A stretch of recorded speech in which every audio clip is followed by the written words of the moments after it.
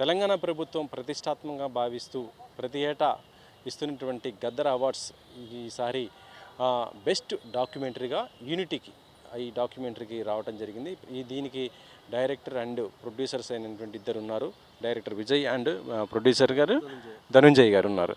ముందుగా మీ ఇద్దరికి congratulations. First debut డైరెక్టర్గా మీకు ఈ డాక్యుమెంటరీకి రావటం ఎలా ఉంది? అసలుకి మీరు ఫస్ట్ అంటే ఇండస్ట్రీకి ఒక సినిమా ఎవరైనా ఫీచర్ సినిమా చేయాలనుకుంటారు. ఇలా డాక్యుమెంటరీ అది కూడా కొండా లక్ష్మణ్ బాపూజీ మీదనే తీయాలని ఎందుకు వచ్చింది ఈ ఆలోచన? యాక్చువల్లీ ఏంటంటే కొండలక్ష్మణ్ బాపూజీ గారిది నేను ఫుల్ లెంత్ స్క్రిప్ట్ కూడా రెడీ చేసుకున్నాను ఫ్యూచర్ ఫిల్మ్కి. బట్ ఏంటంటే ఫ్యూచర్ ఫిల్మ్ అది చేయాలంటే ఆయనది 100 years లైఫ్ స్టోరీ. సో ఆ స్టోరీని చేయాలంటే మినిమం ఒక 10 to 15 crores బడ్జెట్ ఉండాలని చెప్పేసి అప్పటికి ట్రై చేశాను. బట్ మనకు ఆ ప్రొడ్యూసర్స్ అందుబాటులో మనకు రాకపోవడం వల్ల ఏమైందంటే నేను దీన్ని డాక్యుమెంటరీగా చేస్తే బాగుంటుంది అనేది నా ఆలోచన వచ్చింది. ఎందుకంటే డాక్యుమెంటరీగా చేస్తే అట్లీస్ట్ ఆయన గురించి అవేర్నెస్ వస్తుంది, ఆయన గురించి ఆయన ఏం చేశాడు అనేటువంటి విషయాలన్నీ కూడా బయట సొసైటీకి తెలుస్తాయని చెప్పేసి నేను మా ధనంజయ్ గారిని కలవడం జరిగింది. కలిసిన వెంటనే ఆయన ఓకే గో హెడ్ మనం చేద్దాము అని చెప్పేసి ఆయన అన్నారు. బట్ ఎక్కడ కూడా మేము అవార్డ్స్ ఆశించి మాత్రం ఈ డాక్యుమెంటరీ చేయలేదు. Only social awareness, social message ఇవ్వాలి. ఆయన ఒక గొప్ప వ్యక్తి, ఆయన తెలంగాణ కోసం చాలా కష్టపడ్డాడు, సొంత ఇల్లును కూడా పోగొట్టుకున్నాడు ఆయన. సో ఆ వ్యక్తి గురించి మనం సొసైటీకి చెప్తే బాగుంటుందనే ఇంటెన్షన్ తోటే ఆ డాక్యుమెంటరీ చేయడం జరిగింది. సో చేసిన తర్వాత దాన్ని లాస్ట్ ఇయర్ మనం సెన్సార్ చేయించడం, ఈ ఇయర్ గద్దర్ అవార్డుకి పెట్టడం ఇవన్నీ కూడా జరిగాయి. యాక్చువల్లీ చెప్పాలంటే కొండా లక్ష్మణ్ బాపూజీ అనగానే తెలంగాణ జాతిపిత అని కూడా మనం అనుకుంటాము. ఆయన స్ఫూర్తిని తీసుకొని తెలంగాణ ఉద్యమం సాగినటువంటి ఉంటుంది. ఇది మన అందరికీ తెలిసిందే. మాజీ సీఎం కేసీఆర్ ఆయన కూడా చాలా సందర్భాల్లో కూడా చెప్పడం జరిగింది కొండా లక్ష్మణ్ బాపూజీ గురించి. సో కొండా లక్ష్మణ్ బాపూజీ ఆయన బయోపిక్ అంటే ఇప్పుడున్న ఈ జనరేషన్కి ఉన్నటువంటిది. ఎందుకంటే ఇప్పుడు ప్రస్తుతం తెలంగాణ వచ్చి కూడా దాదాపు 14 సంవత్సరాలు ఇదవుతున్న పరిస్థితి ఉంది. ఇప్పటికి ఇదవుతున్న ఈ టైంలో కూడా ఇప్పుడున్న జనరేషన్కి ఎంతవరకు తెలుస్తుందని అనుకుంటున్నారు ఇది? యాక్చువల్లీ ఏంటంటే కొండలక్ష్మణ్ బాపూజీ గారు ఏంటంటే ఒక సముద్రం లాంటి వ్యక్తి. ఎందుకు చెప్తున్నానంటే ఆయన జీవితమే ఒక తెలంగాణ అని చెప్పొచ్చు. ఎందుకు చెప్తున్నానంటే ఆయన 1915లో పుట్టినటువంటి వ్యక్తి. ఆయన తెలంగాణ స్వాతంత్రం ఒకటే కాదు, భారతదేశ స్వాతంత్రాన్ని, రజాకార్ ఉద్యమాన్ని, 1969 ఉద్యమాన్ని, ఆ తర్వాత 1989లో ఈ నాన్ ముల్కీ ఇష్యూస్ని, తర్వాత తెలంగాణ మలిదశ ఉద్యమాన్ని, ఇవన్నీ కూడా చూసినటువంటి గొప్ప వ్యక్తి ఆయన. ఆయన కనిపించిన కోణం ఏంటంటే ఒక సామాజికవేత్త, ఒక రాజకీయ నాయకుడు లాగానే చూశారు. కానీ ఆయన కనిపించని కోణం, ఆయన ఫ్యామిలీ బ్యాక్గ్రౌండ్ కూడా చాలా ఉన్నతమైనటువంటి స్థితిలో. ఆయన 2 కొడుకులు ఆయన కళ్ళ ముందు చనిపోయారు, భార్య ఆయన కళ్ళ ముందు చనిపోయింది, ఆయన ఎంతో ఇష్టంగా కట్టుకున్నటువంటి ఇల్లు కూడా ఆయన కాకుండా వెళ్ళిపోయింది. సో ఇవన్నీ విషయాలు ఆయన జీవితంలో ఉన్నాయి కాబట్టి ఆయన జీవితాన్ని ఇప్పుడు ప్రజెంట్ సొసైటీకి చూపిస్తే 100% నేను నమ్ముతున్నాను బ్లాక్ బస్టర్ హిట్ అవుతుంది. ఎందుకు చెప్తున్నానంటే ఒక వైఎస్ రాజశేఖర రెడ్డి గారి ఏదైతే యాత్ర మూవీ వచ్చిందో అంతకంటే కూడా ఉన్నతమైనటువంటి వ్యక్తి కొండలక్ష్మణ్ బాపూజీ గారు. ఎందుకు చెప్తున్నానంటే వైఎస్ రాజశేఖర రెడ్డి గారు ఒక ముఖ్యమంత్రి స్థాయికి వెళ్ళిన తర్వాత ఆయన ఏదైతే సేవా కార్యక్రమాలు చేశారో, ఆయన ఏదైతే పథకాలు చేశారో, ఈయన దగ్గర దాదాపు తెలంగాణ కోసం ఈయన జీవితాన్ని ఇచ్చేశాడు. మొట్టమొదటి తన మంత్రి పదవిని ఇచ్చినటువంటి మొట్టమొదటి వ్యక్తి ఎవరైనా ఉన్నారంటే కొండలక్ష్మణ్ బాపూజీ గారు. ఆయన తర్వాతనే ఇంకెవరైనా చేశారేమో కానీ మొట్టమొదటి వ్యక్తి అయితే ఆయనే.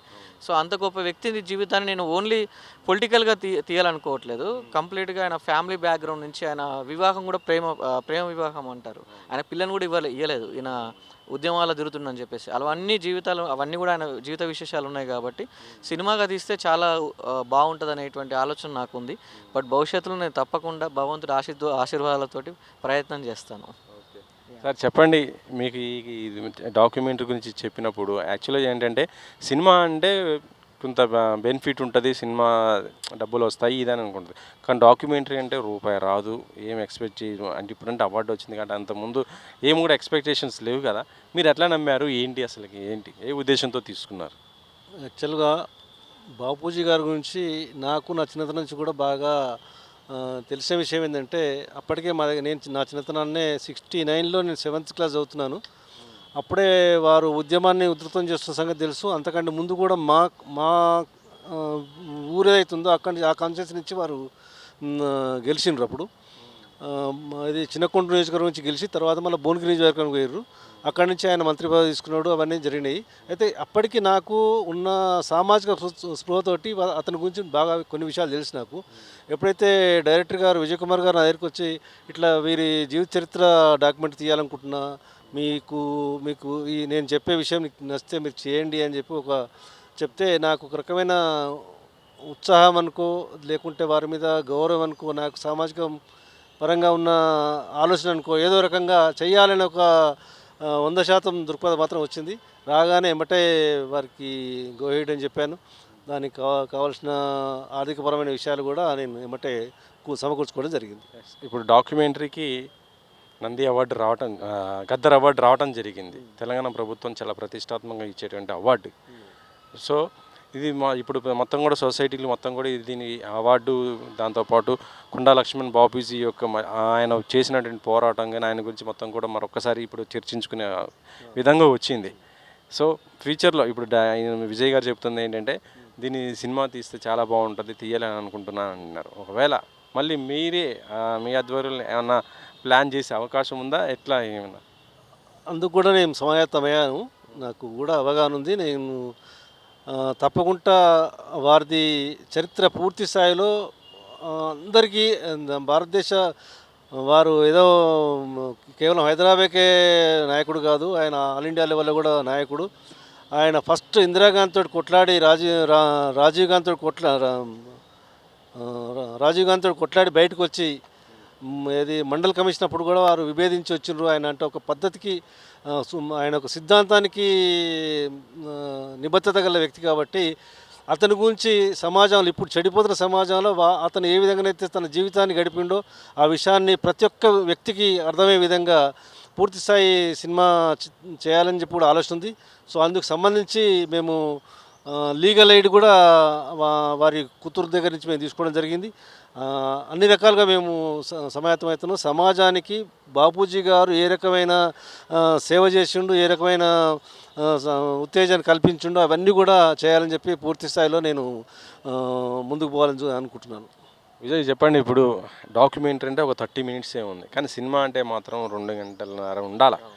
అంత మరి మీ దగ్గర అంత మొత్తం దానికి సంబంధించి స్క్రిప్ట్ మీ దగ్గర ఉన్నదా మొత్తం, లేకపోతే మళ్ళీ గ్రౌండ్ వర్క్ చేయాల్సిందే? లేదు, నా దగ్గర ఫుల్ లెంత్ స్క్రిప్ట్ ఉంది. ఓపెన్ చెప్పాలంటే దీన్ని పార్ట్ 1 పార్ట్ 2 లా కూడా చేయొచ్చు.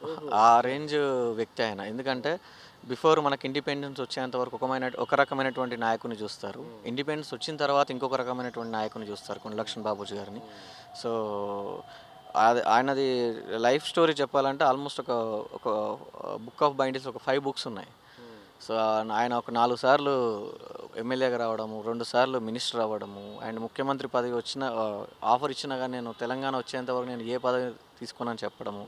ఎట్ ది సేమ్ టైం ఆయన ఫ్యామిలీ బ్యాక్గ్రౌండ్ చెప్పాలంటే ఇప్పటికి కూడా నేను రీసెంట్గా వాళ్ళ కూతురు ఒక్కరే ఉన్నారు. ఇప్పుడు వాళ్ళ కూతురు కూడా ఇప్పుడు నేను పొలిటికల్గా నేను బయటికి రాను, నాకు ఇష్టం లేదు, ఎందుకంటే మా నాన్నకు ఇదంతా జరిగింది అనేటువంటి ఇంటెన్షన్ ఉంది కాబట్టి. సో నాకేంటంటే ఇప్పుడు దీనికి ఫుల్ లెంత్ మూవీ చేస్తే మాత్రం 100% నేను దాన్ని న్యాయం చేయగలను అనేటువంటి నమ్మకం నాకు ఉంది.